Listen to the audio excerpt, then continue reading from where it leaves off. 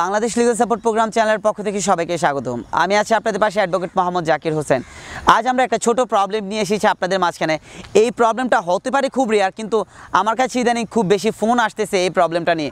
সেটা হলো যে ছেলে এবং মেয়ে যদি ইমম্যাচিউর হয়, অর্থাৎ বাংলাদেশের রাষ্ট্রীয় আইনে বলে দেওয়া আছে ছেলে 21 বছর হলে বিয়ে করতে পারবে আর মেয়ে 18 বছর হলে বিয়ে করতে পারবে। কিন্তু এই ক্ষেত্রে যদি ছেলের 21 না হয়, মেয়ের 18 না হয়, সেক্ষেত্রে তারা বিয়ে করতে পারবে কি না? হ্যাঁ, আমার কাছে যে প্রবলেমটা এসেছিল সেই প্রবলেমে এমনটাই আমরা দেখতে পেরেছি যে ছেলে মেয়ে দুজনে পালিয়ে গিয়েছিল। একজনের বয়স ছিল 17, আরেকজনের বয়স ছিল 15। যখন পালিয়ে যায় সেই ক্ষেত্রে তার মেয়ের ফ্যামিলি অপহরণ মামলা দিয়েছিল। অপহরণ মামলা দেওয়ার পরে তাদের দুজনকেই ধরে নিয়ে আসা হয়েছিল, কিন্তু পরবর্তীতে যখন তাদেরকে থানায় নেওয়া হয় তাদের দুজনকে কিন্তু আবার ফ্যামিলি যার যার ফ্যামিলির কাছে পাঠিয়ে দেওয়া হয়।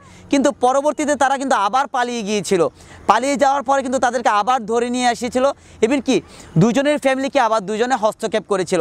কিন্তু এই ম্যাটার্সটা কতদিন এই মুহূর্তে ম্যাচিওর পার্সনগুলোকে আপনারা ফ্যামিলিগতভাবে বসেন, ফ্যামিলিগতভাবে বসে বাল্য বিবাহ প্রয়োজন নেই, আপনাদের বিয়ের প্রয়োজন নেই।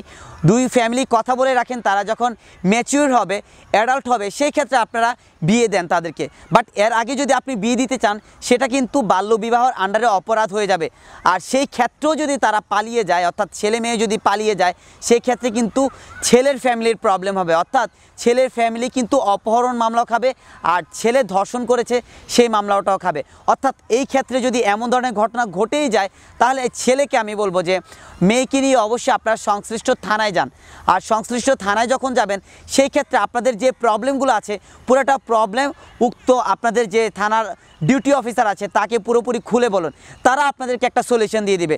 তারা সলিউশন যদি দিয়ে দেয়, সেই ক্ষেত্রে আপনাদের বিয়ে হোক আর না হোক সেটা তারা ম্যানেজ করবে। সেই ক্ষেত্রে কিন্তু তাদের ফ্যামিলির আর কোনো ক্ষতি হবে না। আফটার অল আমরা এন্ড অফ দ্য ডে এটাই বুঝতে পারলাম যে ইমম্যাচিওর কোনো ছেলে মেয়ে বিয়ে করতে পারবে না।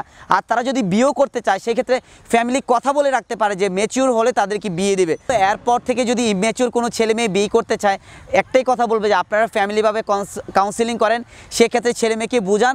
ইভেন কি এরপরেও যদি তারা পালিয়ে যাওয়ার চেষ্টা করে, সেই ক্ষেত্রে তাদেরকে একটু হিটের উপরে রাখুন, তাদেরকে একটু সচেতন রাখুন, ইভেন কি তাদেরকে একটু চোখের নজরে রাখুন, যেন তারা খারাপ কিছু করার অভ্যাস বা নিয়মে পরিণত না হয়। তাহলে কিন্তু আমাদের রাষ্ট্রীয় সমস্যা হবে, আপনাদের সামাজিকভাবেও সমস্যা হবে। আশা করি বুঝতে পেরেছেন। এরপরেও যদি কোনো সমস্যা হয়, আপনারা আমাদেরকে জানাতে পারেন।